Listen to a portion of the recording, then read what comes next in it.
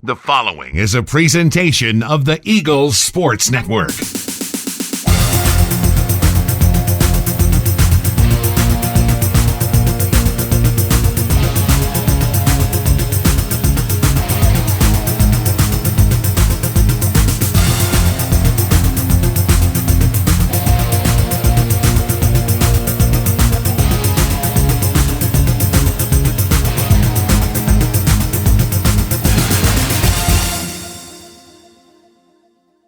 Hello and welcome into episode 3 of the Mike Clowney Show. I'm the voice of the Eagles, Adam Cavalier, alongside Carson-Newman head football coach Mike Clowney as we recap and recount a Week 3 loss for the Eagles at UVA Wise, 33-7. Mike, a contest that bears out in a pretty frustrating way compared to weeks past. You did some things that lead to winning football, win the field position battle, hit a few big plays, but ultimately turnovers hamper the day and give up some big plays to UVA Wise in the second half when you're trying to make a comeback. What strides did your team make this week, but also what setbacks did they suffer? You know, I think when we come off of last week, you talked about the field position. That was such a critical thing in that game. So we would come in and educating younger guys about, how important that is, early in the game to where we were able to kind of, we took the ball, got a first down, we punt the football, and we were able to get 3 and out. And, we wound up with the ball on their side of the 50, which is exactly, where you want to be to get a short field to be able to score points. And, and we get there, we move the ball a little bit, and then we continually find a way to do something to hamper ourselves. We get a penalty, we miss a block, or and we still got to continue to work to put the whole thing together. Yeah, I think against Wingate you were starting at your own 15, your own 20. You had 3 drives against UVA Wise that started 2 on the plus side of the 40 and another at the 23. And now, granted, one of those you were in a situation where you're down, you're going for it because you need touchdowns, not field goals. But is it something that just boils down to execution in those situations? It is. A lot of when you come back and watch this video, there's so many things like, we're just still off with our timing. We've got to do a better job, having a quarterback set up. We still got to wait on the route to open up. And then by the time that happens, then we've got someone in our face, and we got to go try to make a play, rather than the system kind of really working for you the way you need it to. And so some of that stuff from an execution standpoint, and then the penalties and some of that thing. There's a lot of things that kind of play into it. That's where a lot of times we keep looking and we're saying, well, it's this little thing, it's that little thing. But what's happening is just 3 or 4 little things happening at one time that's really creating problems. You bring up timing. Certainly something that was probably evident in the first half. I can think of at least 3 instances where you had a receiver might as well have been running naked in the middle of the field, and quarterback just couldn't find him in some instances because he was under duress. Yeah, and sometimes it's where your quarterback, gets around the position because of the leadership. You want guys there that, attack and will go. That's what we talked about yesterday, and will go own the game for you. But if you get guys in your face on a consistent basis, then what happens is there's a tendency there to kind of start looking for the rush as opposed to looking downfield. Or, once I reset and I have to go back and run around to be able to kind of find those guys. And so that's a lot of what you'll see. We got guys running wide open and on things that, from a coach's standpoint, I think those guys talked all week and we knew it would be there. But we've got to get back, protect, get our feet set, and give ourselves time enough to make those plays. Carson-Newman falls to UVA Wise 33-7. We'll break down the first half when we return after this on the Mike Clowney Show.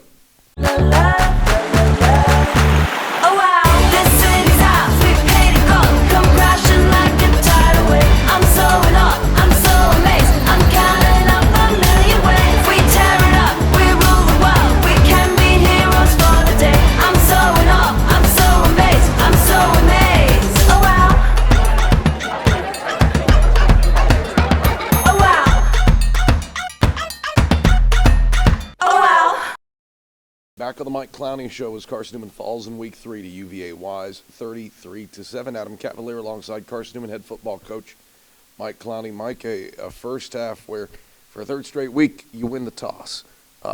Deferred the first 2 weeks. This time you turn things over to the offense and try to get something going. What was the decision to flip the script a little bit and try to get the offense in gear?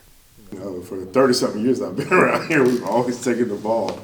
And so I'm a defensive-minded guy, I'll be honest. And so, you know, I always felt like, you know, defer, get the ball second half, and, you know, wherever the game's at, you got a chance to go in and score. But, you know, with what's been going on offensively, you know, we talked to our guys about, you know, having an expectation and believing that, you know, what we talk about is going to happen. And so I think the first step in them believing and having those expectations is letting them know that we believe in them.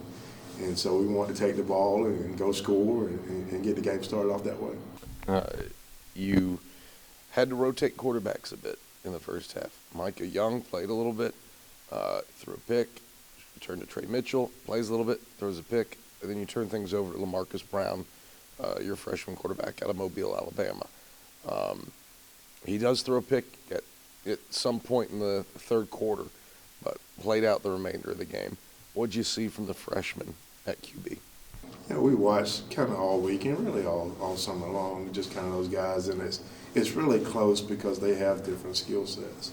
And so, you know, we want to kind of, so I talked to Coach personally, you know, we may play this one a little bit like we played Wise last year with Thackerson and Trey kind of rolling around a little bit.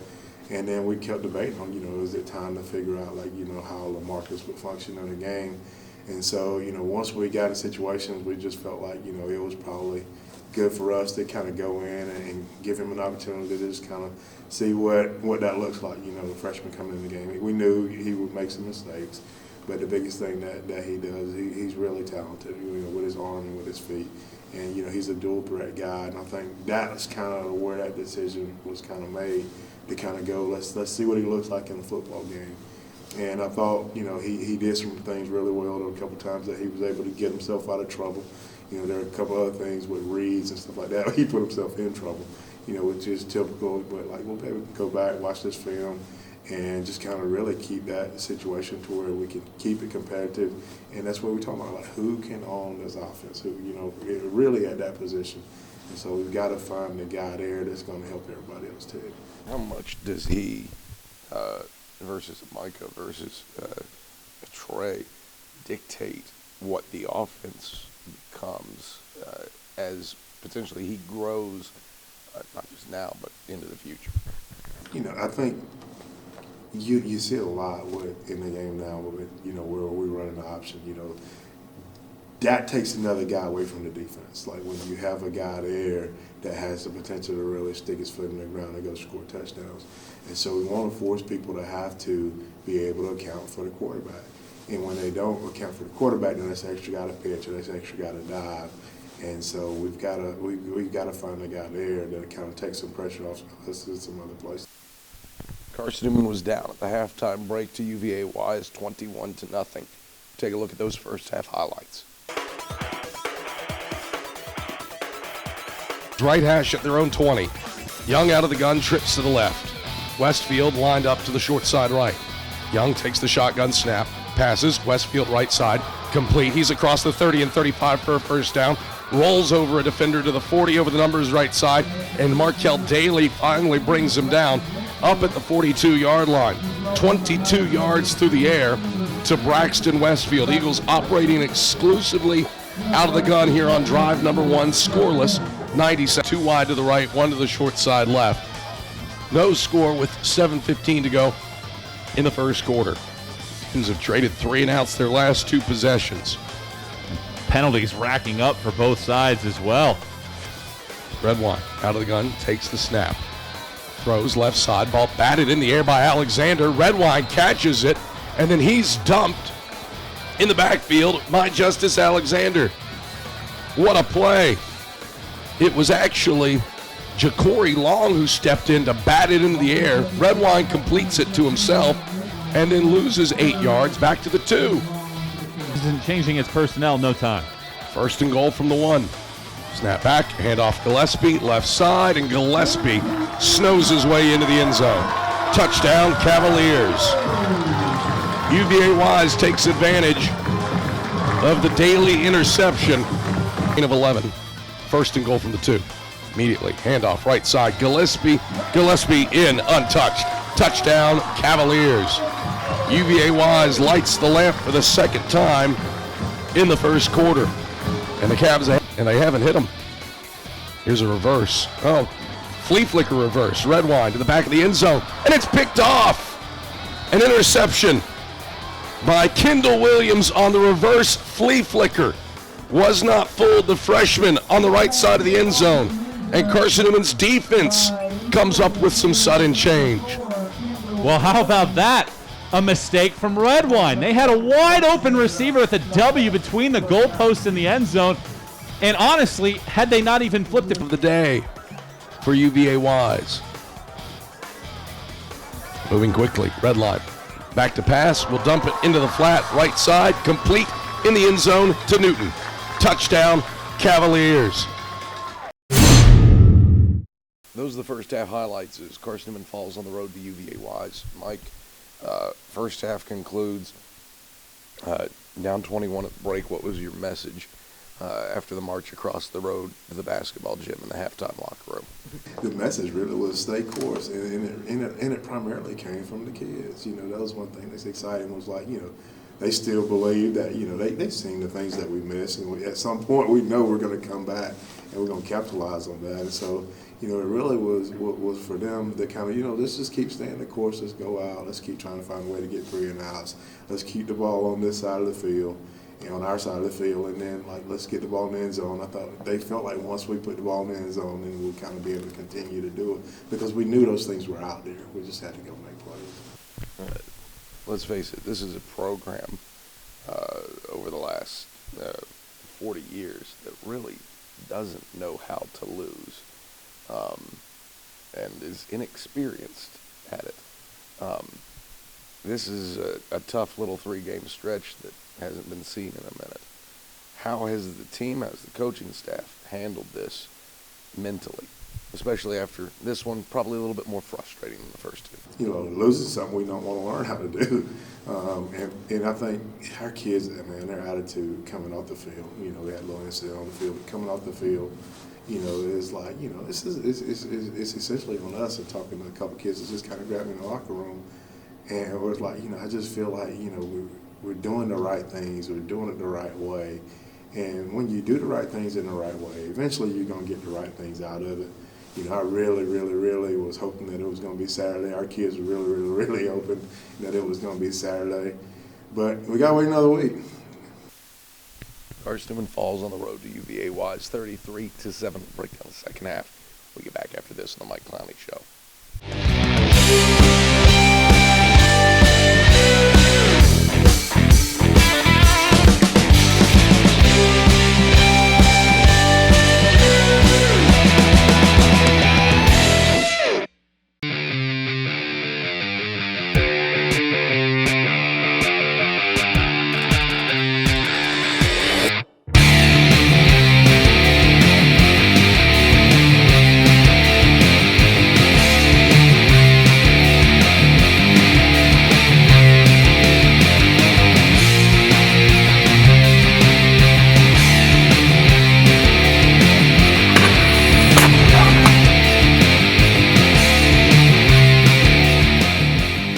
Back on the Mike Clowney Show as Carson-Newman falters on the road to UVA Wise 33-7. Adam Cavalier alongside the Eagles head man Mike Clowney. Mike, a second half where it felt like a track meet for the third quarter. I think there were 10 combined drives, and the two teams ran a combined 33 plays at one point. A lot of 2- and 3-play drives between touchdowns, turnovers, 3 and outs.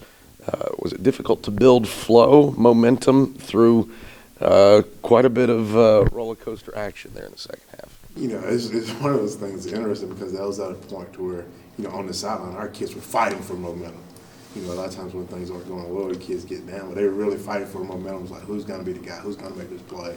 And so it's like, Jelon Pearson, running back, Troy Dendy, like a lot of those guys, just really kind of fighting to find the flow there. And then, when we did get an interception and we make another play, just the enthusiasm from the guys, because they, at that point, was like, doggone, we're going to make something happen.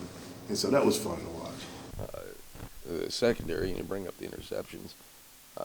One, not fooled by the reverse flea flicker. Kendall Williams makes a play at the back of the end zone with a pick. And then Jalen Anderson, he has made a couple of tough, over-the-shoulder, juggling-type grabs that you would expect a Desmond Farrell in his senior year to make those type of plays, but really heady work by a kid who is, yes, in his second year with the program, but technically a freshman on the field.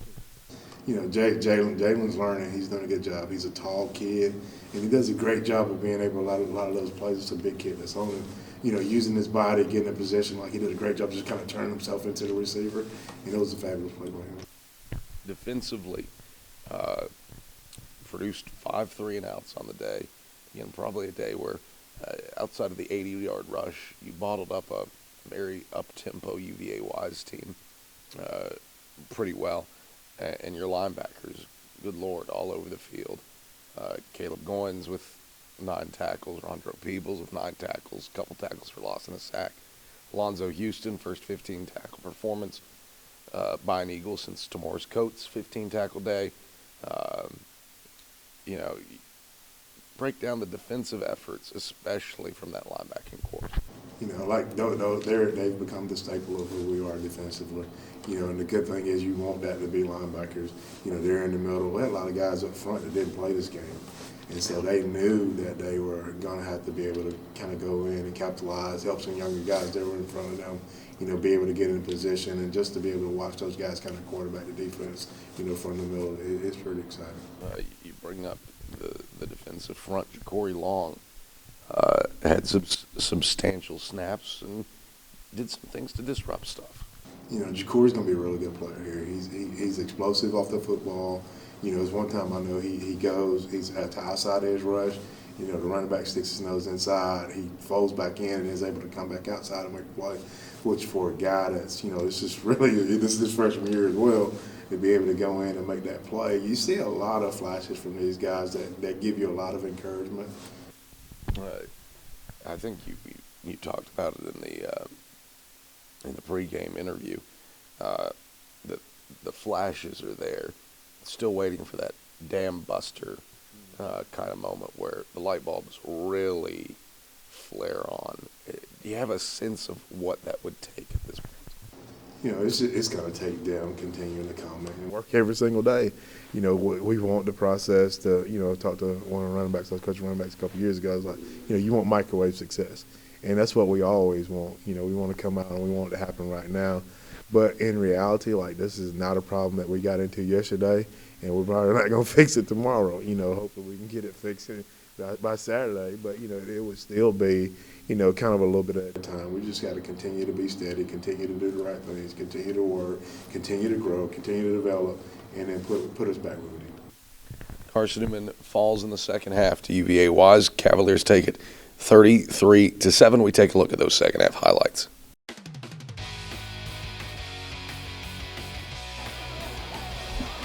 With Anderson off of his left hip to throw the deep ball on first down. An over-the-shoulder grab made, but it's by Anderson. A pick for Carson-Newman, the second of the day for the Eagles defense. Anderson, an elite over-the-shoulder grab in UVA-Wise territory at the 45. 2nd and 8 for the Eagles. Split backs behind. Brown takes the snap, drops back to pass. He's going to air the long ball to the right sideline in Westfield. Jump ball. Westfield goes up and gets it. Stays on his feet. Westfield races to the house. Touchdown, Carson-Newman. A flag on the play. If it's first or 2nd and 4 for the Cavaliers. Handoff straight ahead. Grant, he's caught in the backfield and erased for a loss back to the 38-yard line. On Route 92 off Old Andrew Johnson Highway. The best food for the best prices. 3rd and 8 for the Highland Cavaliers. at their own 38-yard line, moving right to left in black jerseys and gray helmets. The 27-7 lead on Carson-Newman at the start of the fourth quarter. Red wide out of the gun, back to pass, pressured, steps up in the pocket. He is into the grasp of Rondro Peebles, and Peebles sacks him back at the 34-yard line. Form tackle by Rondro Peebles to knock him back for a loss of 4 to the 34. And the Eagles defense gets another 3 and out, still trailing by. And maybe the best of the day by the Eagles to get to the outside. Brown out from under center, double barrel shotgun look on 2nd and 1. Takes, straight drop, going to air the long ball, left sideline. That is caught, complete for first down yardage to Romaine Kelly. Welcome back to the Mike Clowney Show. Time now for our Eagles Spotlight. And this week, it's Richard Martin's turn to put it on Justice Alexander. There is not one set path to success in college athletics. Some players go to one school only and stay there for about 3 to 4 years, becoming legends on that campus. There's another set of athletes who recently have taken advantage of the new transfer portal and have been able to go to different destinations after their first plan did not work out and grow in the school record books of another institution. For Justice Alexander, it took a big leap of faith to jump from one of the most historically successful programs in the Big Ten to the banks of Mossy Creek. A native of Macedonia, Ohio, Alexander was regarded as one of the best defensive ends in the state, tallying a school record 20.5 sacks his senior season at Nordonia High School. When signing day came, Alexander had 2 choices: stay in-state with the Ohio State Buckeyes or head to the rival state Michigan and play with the Spartans. I didn't know about Michigan State until they played Ohio State. I knew about Michigan because that game was always televised. It's like, yo, you can't even say M that whole week. Every M was covered up. But I was like, yo, what about this team? This team good, you know? Man, what about them? And then they invited me to the camp. They reached out to me first. I came to the camp. I got the D-line MVP of the camp. And then Denzel Wars, another person I went to high school with, now he with the Browns, he went to Ohio State. So I was like, okay. He was like, man, he said, decommit and they'll offer you. I said, offer me, then I'll decommit. And then I was like, that was our whole debate for a whole year. It's like, he was like, all you gotta do is just decommit. I'm like, I don't want to decommit. They don't offer it. I'm just like, oh man, now what do I do?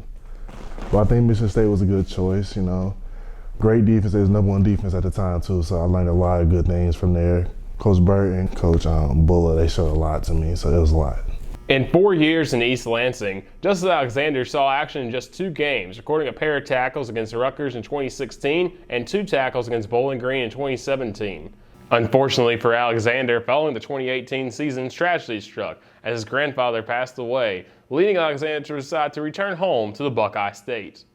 I feel like that played the biggest role in it all because I was just like, I'd rather be close to my family right now in these moments. Because I've been going for like 4 years, you know. Seeing them on the summer was good, but like bowl games, Big Ten championships, I was never really around a lot. So like I feel like that was the best option at that moment. Justice Alexander would move on to Urbana University in Ohio. While with the Blue Knights, Alexander shined, recording 25 tackles and 4 sacks in 12 games in 2019. Adversity would strike again after the season, however, as Urbana University permanently closed in April 2020 due to a combination of declining enrollment numbers and the COVID-19 pandemic. I found out, my teammate said, he said, yeah, man, it's been real with y'all. I was like, you quit? What's going on? He's like, you didn't get the email? I said, email? So I checked my email. It was like, due to COVID, we cannot stay open. We're going to close. I was like, wow. Because I'm taking like an online class during this time. Coaches were surprised because we just ordered new uniforms. It's like, I was like, man, that's crazy. When we heard about Urbana shutting down, just kind of going through their roster of all the guys, kind of putting stuff on their Twitter and going, saying that they were looking for a new home, a new school to attend to. And I was actually sitting at my dinner table, and because all that was during COVID, it was going on, and came across this film. We knew he had great size, great range, good speed, did a lot of things well. And it took a collective group of coaches get him kind of reeled in. So it was a good process. It was a hard process, but we're fortunate to have him. For Coach Luis, seeing Alexander develop so quickly in his time at Mossy Creek has turned him not only into a better player, but an even better person. One thing I love about Justice is he runs to the football, and that, in my mind, that's defensive football. All the other plays, X and O's, is all great, but straight into the football, that's what Justice Alexander is, and especially at defensive lineman, is strike, strain, shed, and snapping to the football, and that's exactly what he does every day in practice, in the games. He is just a clinic work of that, and I couldn't be more proud of a kid, than him. While the physical success for Alexander has been important, the sense of belonging and family has made Mossy Creek feel like a second home. I feel like it's a place to grow in religion, school, and your athletics. And I feel like definitely when I first got here, even with COVID, I saw myself growing more and more every day. So I say definitely a good place to be. Justice Alexander has already made an impact for this Carson-Newman defense, recording 9 tackles and a sack and forcing a fumble against West Georgia. When asked about his development, head coach Mike Clowney said he was proud of the young man that Justice Alexander has become, and the sky was the limit for the young man from Ohio. For the Mike Clowney Show, I'm Richard Martin. All right, thank you very much, Richard. And Mike Clowney, Justice Alexander, has inserted himself quite nicely on that defensive front. Really freakish athletic ability to leap up, bat balls, and seems to have integrated himself well into this program as a transfer. That's like, when we look at transfers, it's always, hard, like sometimes for guys just kind of interject themselves into a new program. When you're leaving somewhere, you're not leaving because everything was great where you were. He was at Michigan State, he goes to Urbana, they shut the program down, so Justice winds up here. And he's just done a great job of growing, coming in like physically, good-looking kid. He's tall, he's athletic, and has a ton of talent.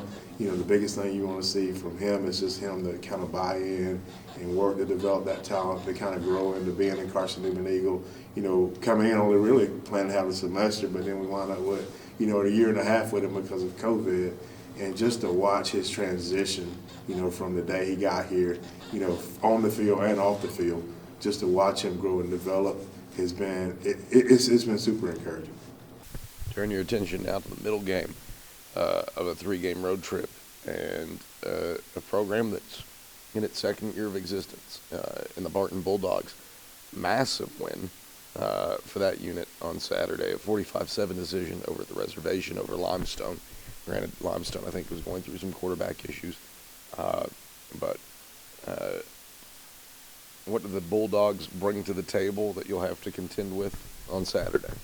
Chip has been in this league forever, so he knows it and he understands it. And so he's familiar with us. He's been a head coach at Catawba for a while and was assistant coach there. Chip does a really good job. He's got a team that they've had together, for several years now that's just been looking for an opportunity to play. Their big first opportunity was going to be last year with COVID. And so now they're here and they've got an opportunity to play Catawba. Really close, had a chance to beat Catawba and then go and beat Limestone yesterday. I think that speaks volume for him and what they've done there as far as putting that program together. How do you rally this team around that central concept of one through these frustrations? I think what we do is different. We talk about the process as opposed to the results.